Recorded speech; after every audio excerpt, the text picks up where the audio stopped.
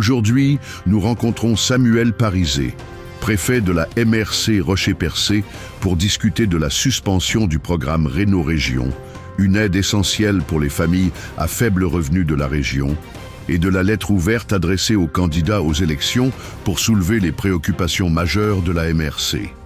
Ben écoute, on va commencer avec le programme Réno-Région, pardon. Je sais qu'avant qu'on aille dans les détails de la réaction de la MRC, est-ce que tu pourrais juste nous refaire un petit résumé? C'est quoi le programme Réno-Région pour ceux qui sont peut-être un petit peu moins familiers? Oui, parfait. C'est un programme qui est disponible et accessible pour pour les familles et les personnes à faible revenu. Donc, c'est vraiment pour s'assurer qu'on puisse rendre sa maison sécuritaire et adaptée à ses besoins. Donc, c'est vraiment pour répondre à des défectuosités majeures. Donc, on parle de toiture qui coule, on parle de salle de bain qui fonctionne plus, on parle de fenêtres, on parle d'isolement, on parle de chauffage. Donc, c'est pour s'assurer que la personne ait accès à une maison qui est sécuritaire, puis qu'elle puisse vivre dans un environnement qui est décent. Donc, pour avoir accès à ça, il faut avoir un faible revenu et il faut que la maison soit évaluée à moins de 150 000 dollars. Et j'imagine que la MRC en profitait. Il y a quand même des personnes qui en ont besoin dans la région. Effectivement, donc au cours des deux dernières années, c'est 140 dossiers qui ont été traités dans la MRC ici. Puis c'est près de 2,9 millions qui a été investi dans notre parc immobilier là, pour pouvoir soutenir ces personnes et ces familles-là. Et donc, on apprend, c'est pour ça qu'on se parle aussi aujourd'hui, c'est qu'il y a la suspension de ce programme. Alors, suspendre, et on apprend aussi qu'il y avait des dossiers qui étaient en attente. Est-ce que ça veut dire que ça va être remplacé? Est-ce on peut comme ça tout balancer sans continuité? Comment ça va se passer? En fait, actuellement, tout est sur la glace. Donc, nous, on a su à la lecture du budget provincial que le programme était suspendu. Donc, on n'a pas eu d'autres nouvelles à ce moment-là. On l'a su par la suite et par la bande un peu aussi, là. Donc, on a commencé à faire certaines démarches à ce niveau-là. Pour la MRC ici, c'est ça, 34 dossiers qui sont présentement en attente d'évaluation. Donc, pour voir s'ils sont admissibles et tout. Et on n'a pas fait une autre période d'inscription pour l'année 2025. Donc, c'est vraiment tous des dossiers sur une liste d'attente qui date de 2024. Donc, c'est des gens qui attendent un accès à ces sous-là, à ces ressources-là pour pouvoir répondre à des défectuosités majeures dans leur maison. Donc, actuellement, on fait des pressions auprès du gouvernement, tant au niveau du parti qui est au pouvoir, mais aussi au niveau des partis d'opposition. Puis on discute aussi avec nos deux députés de la Gaspésie pour voir qu'est-ce qu'on peut faire pour changer cette situation-là le plus rapidement possible. C'est ça, donc vous vous regroupez avec des élus locaux pour faire pression. C'est quoi les demandes, les mesures concrètes que vous demandez pour, j'imagine, de repartir le programme lui-même? En fait, ce qu'on demande, c'est que le programme soit remis de l'avant, qu'il soit reparti. Donc, ça, c'est notre principale demande. C'est sûr que s'ils sont pas en mesure de pouvoir le faire à la hauteur qu'il était auparavant, donc c'était entre 20 et 40 millions, si je me trompe pas, annuellement. Donc, s'ils sont pas capables de le faire à cette hauteur-là, qu'ils le font le mieux qu'ils peuvent, parce que c'est un programme qui est attendu, qui est nécessaire. On va poursuivre l'ensemble de nos démarches à ce niveau-là. Mais tout ce qu'on veut, nous, c'est que le programme soit remis sur pied. D'accord. Et admettons que le gouvernement ne reviendrait pas sur sa décision, est-ce qu'il y aurait des alternatives qui seraient envisagées ou c'est pas encore dans le dossier, ça va plutôt loin? Actuellement, c'est sûr que c'est un programme qui est géré par la Société d'habitation du Québec. Donc, c'est eux qui ont le gros bout du bâton. C'est eux qui le gèrent. Nous, on l'administre. C'est sûr que les besoins sont grandissants. On va faire part de l'ensemble des besoins. Peut-être que la SHQ va trouver une autre solution ou une façon de pouvoir le faire, mais la formule dans laquelle le programme était actuellement est selon nous la meilleure qu'on peut avoir. Donc, ce qu'on désire, c'est qu'il soit renouvelé tel quel, qu'il n'y ait pas de changement, qu'il n'y ait pas d'autres modifications. Ben, ça me permet de faire le pont un peu sur le dossier suivant. Justement, on parle des préoccupations et ça, c'en est une, justement, ce programme de Réno Région. Et vous avez justement émis un communiqué pour faire un appel aux élus, enfin aux futurs candidats, là, aux candidats, pardon, pour les élections qui s'en viennent.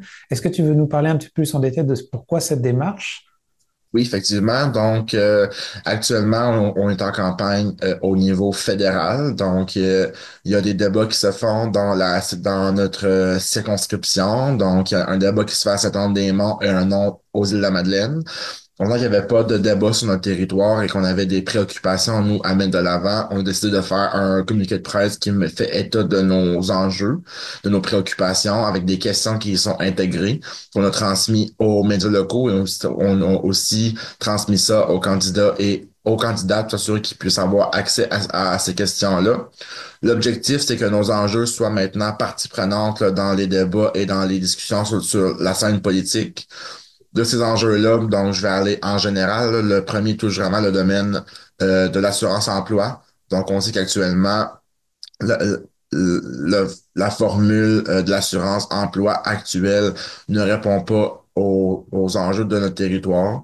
Donc, on a des gens qui ont un trou noir actuellement, qui ne sont pas en mesure de pouvoir, en bon français, faire le tour, là. Donc, s'assurer qu'ils puissent vraiment avoir accès à un revenu en attendant que leur emploi saisonnier reprenne du service.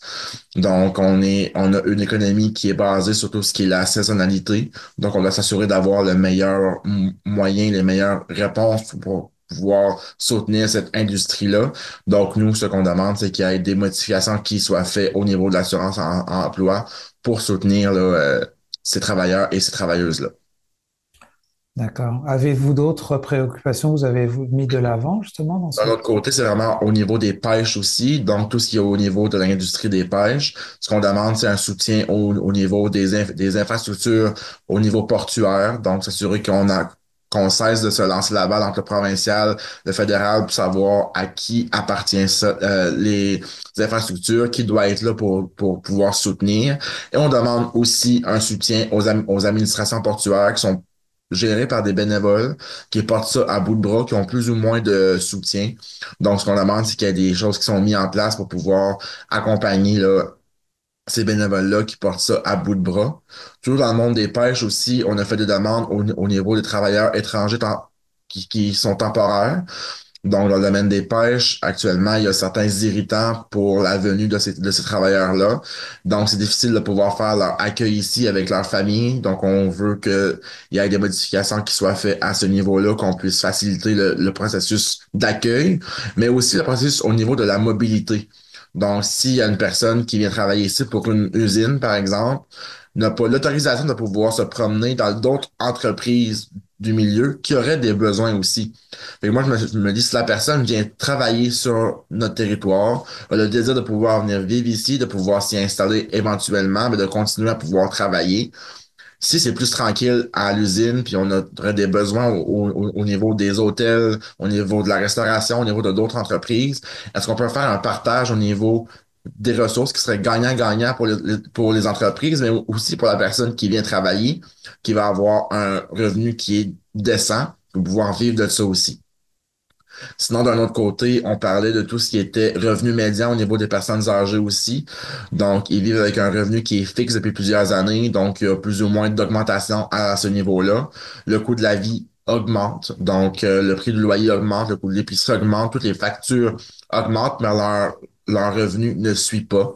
Donc, ce qu'on demande, nous, c'est que le revenu soit vu à la hausse, qu'on puisse s'assurer que ces personnes-là puissent vivre dans une qualité de vie qui est décente puis qu'on puisse mettre aussi un soutien financier aux banques alimentaires, par exemple, et les organismes du milieu, parce qu'on sait que les services aux citoyens, c'est quelque chose de plus en plus qui sont utilisés.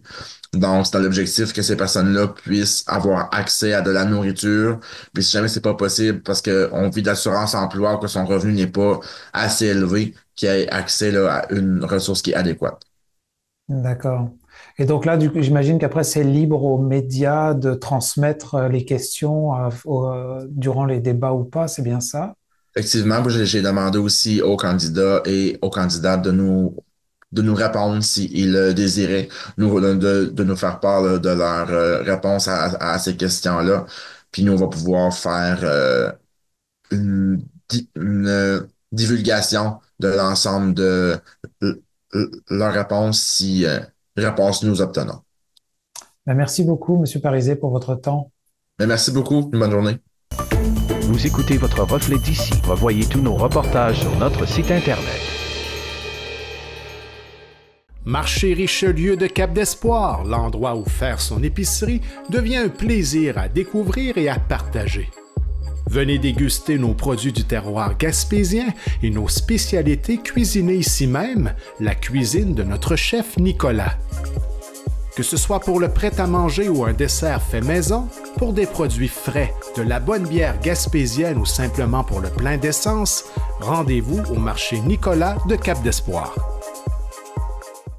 La Caisse des Jardins du littoral gaspésien, point de service de Grande-Rivière, Cap-d'Espoir, Sainte-Thérèse et Percé, les spécialistes en services financiers. Pour des conseils d'experts, venez rencontrer nos spécialistes en finances personnelles ou d'entreprise. La Caisse des Jardins du littoral gaspésien est là pour vous et pour sa communauté.